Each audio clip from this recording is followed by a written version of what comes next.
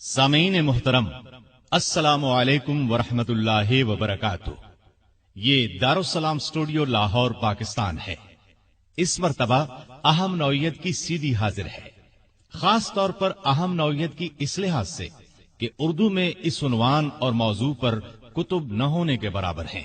جب کتب ہی ناپید ہوں تو سیدھی کا ترتیب دینا خاص طور پر مشکل ہو جاتا ہے، لیکن ہم آپ کے لیے اس مشکل سے بھی گزر گئے۔ جی ہاں، عنوان ہے امام بخاری رحمت اللہ علیہ۔ امام بخاری کو محدثین کی جماعت میں ایک خاص مقام حاصل ہے۔ امام بخاری وہ شخص ہیں جنہوں نے رسول اللہ صلی اللہ علیہ وسلم اور صحابہ کرام رضی اللہ عنہم کی احادیث اور روایات جمع کرنے کا عظیم کام انجام دیا۔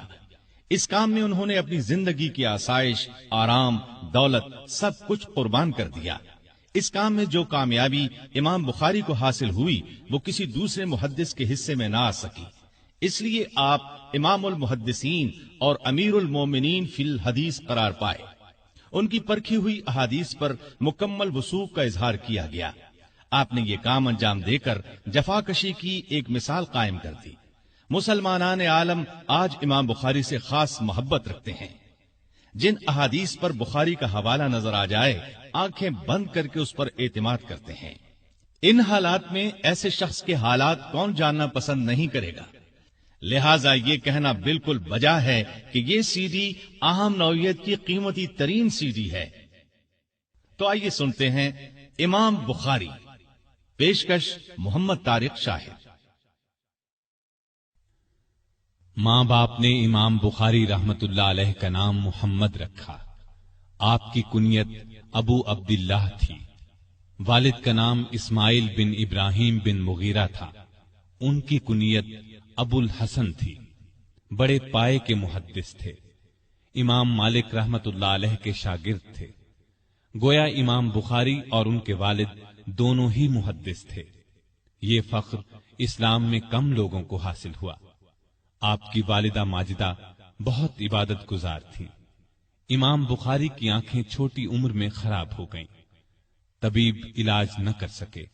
والدہ محترمہ نے اللہ سے دعا کی تو ایک خواب میں انہیں بشارت دی گئی کہ تمہارے رونے اور دعا کرنے پر اللہ نے تمہارے بیٹے کی بینائی لوٹا دی ہے۔ والدہ کہتی ہیں اسی صبح میرے بیٹے محمد کی آنکھیں درست ہو گئیں اور پھر بینائی اس قدر تیز ہو گئی کہ آپ نے تاریخ کبیر چاند کی روشنی میں لکھی۔ امام بخاری اجمی النسل تھے۔ ان کے پردادا مغیرہ نے بخارا کے حاکم یمان جعفی کے ہاتھ پر اسلام قبول کیا، بخارا میں رہائش اختیار کی۔ آپ کے والد اسماعیل نے حماد بن زید، امام مالک، ابو معاویہ سے احادیث روایت کی۔ عبداللہ بن مبارک کی صحبت میں رہے۔ امام بخاری نے خود اپنے والد کا ذکر تاریخ کبیر میں کیا ہے۔ احمد بن حفص کہتے ہیں کہ امام بخاری کے والد اسماعیل نے اپنی وفات کے وقت کہا تھا، میرے علم کے مطابق میرے مال میں ایک درہم بھی حرام کا یا مشتبہ نہیں ہے۔ زمین کے جس خطے میں امام بخاری کی ولادت ہوئی وہ علاقہ خراسان کا مشہور شہر بخارا ہے۔ بخارا ماوراء النہر کے شہروں میں ایک قدیم، بڑا اور شاندار شہر ہے۔ دریائے جیہوں سے 2 روز کی مسافت پر ہموار زمین پر آباد ہے۔ اسلامی فتوحات سے پہلے یہ شہر سامانیہ ملوک کا دارالسلطنت تھا۔ کہا جاتا ہے مسلمانوں نے اس شہر کو سیدنا امیر معاویہ رضی اللہ عنہ کے زمانے میں 55 ہجری میں فتح کیا تھا۔ فتح ہونے کی تاریخ 88 یا 90 ہجری بھی بتائی جاتی ہے۔ بہرحال آپ نے اسی تاریخی شہر بخارا میں 13 شعبان 194 ہجری میں آنکھ کھولی۔ امام بخاری کا اپنا بیان ہے کہ یہ تاریخ ولادت میں نے اپنے والد کے ہاتھ کی لکھی ہوئی پائی۔ اور بھی کئی صاحب علم و کمال بخارا میں پیدا ہوئے۔ آپ نے علم کی گود میں پرورش پائی۔ والد کی وفات اس وقت ہوئی جب آپ چھوٹے ہی تھے۔ والدہ نے پرورش کی، ہوش سنبھالا تو دل میں احادیث کے حفظ کرنے کا شوق پیدا ہو گیا۔ کیوں نہ ہوتا، والد محدث جو تھے۔ لوگوں نے امام بخاری کو یہ کہتے سنا، اللہ نے مجھے اس وقت احادیث کے حفظ کا شوق دیا جبکہ میں ابھی مکتب میں تھا۔ اس وقت آپ کی عمر 10-11 سال تھی۔ اسی زمانے میں ایک واقعہ پیش آیا۔ علامہ داخلی اس وقت بڑے پائے کے محدث تھے۔ بخارا میں ان کی درسگاہ بڑی بارونق اور مشہور تھی۔ معمول کے مطابق درس دے رہے تھے۔ امام بخاری بھی درس میں شامل تھے۔ علامہ داخلی نے ایک حدیث کی سند بیان کرنے میں غلطی کی۔ امام بخاری نے ادب سے ٹوک دیا اور درست سند بیان کر دی۔ اس پر علامہ داخلی نے آپ کو ڈانٹ دیا۔ امام بخاری نے فرمایا، اگر آپ کے پاس اصل کتاب ہو تو اس میں دیکھ لیجئے۔ علامہ داخلی گھر گئے، اصل کتاب کو دیکھا تو امام بخاری کا ٹوکنا درست تھا۔ چنانچہ انہوں نے امام بخاری کے سامنے اپنی غلطی تسلیم کر لی۔ اس وقت امام بخاری کی عمر صرف 11 سال تھی۔ امام بخاری کو جس طرح حفظ حدیث کا شوق بچپن ہی میں ہو گیا تھا، اسی طرح ان میں یہ شوق بھی پیدا ہو گیا کہ صحیح احادیث کو غیر صحیح احادیث سے الگ کریں اور علم حدیث کے ہر شعبے سے آگاہی حاصل کریں۔ غرض ان تمام باتوں کی طرف میلان شروع سے ہی تھا۔ پھر جوں جوں وقت گزرتا گیا ان کے یہ خیالات جڑ پکڑتے چلے گئے۔ اس زمانے میں انہوں نے جن اساتذہ سے علم حاصل کیا تھا ان کے نام یہ ہیں: محمد بن سلام بیکندی، محمد بن یوسف بیکندی، عبداللہ بن محمد مسندی، ابراہیم بن اشعث۔ ان علماء کرام کی بخارا میں درسگاہیں تھیں۔ انہی دنوں کا ایک حیرت انگیز واقعہ علامہ سلیم بن مجاہد بیان کرتے ہیں۔ میں ایک روز محدث وقت محمد بن سلام بیکندی کی خدمت میں حاضر ہوا۔ محدث صاحب مجھے دیکھتے ہی بولے، تم ذرا دیر پہلے آتے تو میں تمہیں ایسے لڑکے سے ملواتا جسے 70,000 حدیثیں یاد ہیں۔ یہ سن کر مجھے بہت حیرت ہوئی۔ حلیہ اور نام وغیرہ پوچھ کر میں اسی وقت ان کی تلاش میں نکلا۔ آخر مجھے مل گئے۔ میں نے ان سے پوچھا، تمہارا ہی یہ دعویٰ ہے کہ تمہیں 70,000 احادیث یاد ہیں؟ امام صاحب نے ان کی بات سن کر جواب دیا، ہاں بلا شبہ مجھے اتنی احادیث یاد ہیں، بلکہ اس سے بھی زائد۔ اور صرف یاد ہی نہیں بلکہ جس حدیث کے بارے میں سوال کریں گے اس کے راویوں کی وفات، جائے سکونت اور دیگر حالات بھی بتا دوں گا، اور جو قول یا فعل صحابی یا تابعی کا بیان کروں گا اس کے ساتھ یہ بھی بتا سکتا ہوں کہ ان کا یہ قول و فعل کس آیت یا حدیث سے اخذ کیا گیا ہے۔ ایک روز محمد بن سلام بیکندی نے سفر پر جانے سے پہلے امام بخاری سے کہا، تم میری کتاب کو دیکھ لو اور اس میں جو غلطی ہو اس کی اصلاح کر دو۔ کسی نے علامہ بیکندی کی یہ بات سن کر حیرت ظاہر کی اور کہا، آپ فن کے امام ہو کر ایک نوجوان لڑکے سے یہ فرما رہے ہیں، میری کتاب میں سے غلطیاں نکال دو۔ علامہ بیکندی نے اس کی بات سن کر جواب میں فرمایا، ہاں اس نوجوان کا کوئی ثانی نہیں ہے۔ وہ فرمایا کرتے تھے، جب محمد بن اسماعیل میرے درس میں آ جاتے ہیں تو میں حیرت زدہ ہو جاتا ہوں۔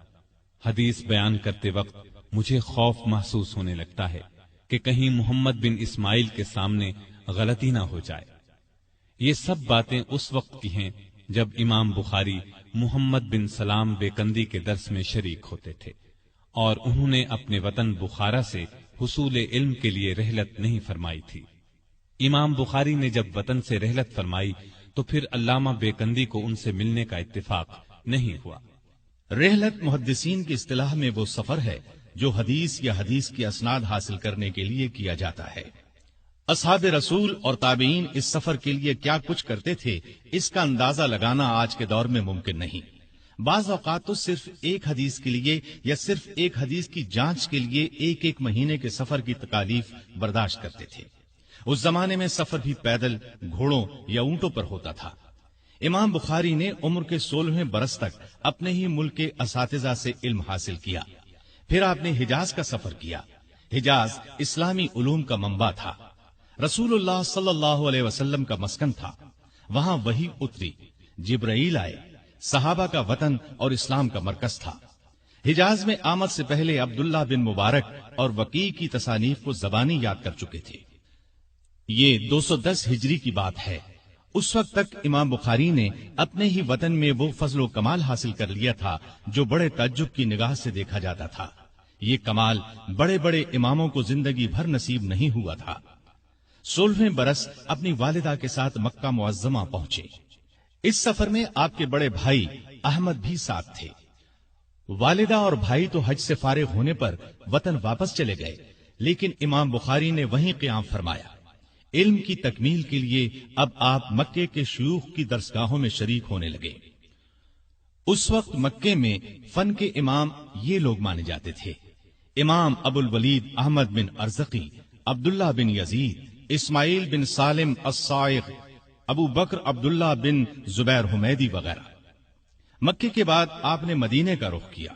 اس وقت وہاں دنیا بھر سے لوگ سفر کر کے آتے تھے، علوم نبویہ سیکھتے تھے۔ آپ 18 سال کی عمر میں 212 ہجری میں مدینے پہنچے۔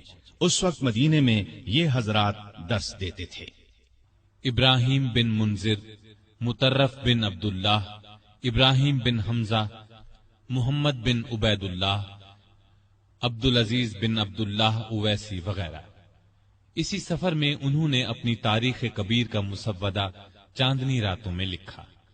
مورخین کا کہنا ہے کہ آپ نے یہاں 6 سال گزارے، پھر بصرہ کا رخ کیا۔ اس وقت بصرہ علم کے میدان میں بہت ترقی پر تھا۔ بصرہ میں امام ابو عاصم نبیل، صفوان بن عیسیٰ، بدل بن محبر، حرمی بن عمارہ، عفان بن مسلم، محمد بن ارعرہ، سلیمان بن حرب، ابو الولید تیالسی، امام عارم اور محمد بن سنان وغیرہ سے استفادہ کیا۔ بصرہ کا امام بخاری نے 4 بار سفر کیا۔ بصرہ کے بعد کوفے کا سفر کیا، اسی طرح بغداد کی رحلت کی۔ کوفے میں عبید اللہ بن موسیٰ، ابو نعیم، احمد بن یعقوب، اسماعیل بن ابان، حسن بن ربیع، خالد بن مخلد، سعید بن حفص، طلق بن غنام، عمر بن حفص، قبیصہ بن عقبہ، ابو غسان وغیرہ سے روایات لیں، اور اس کے بعد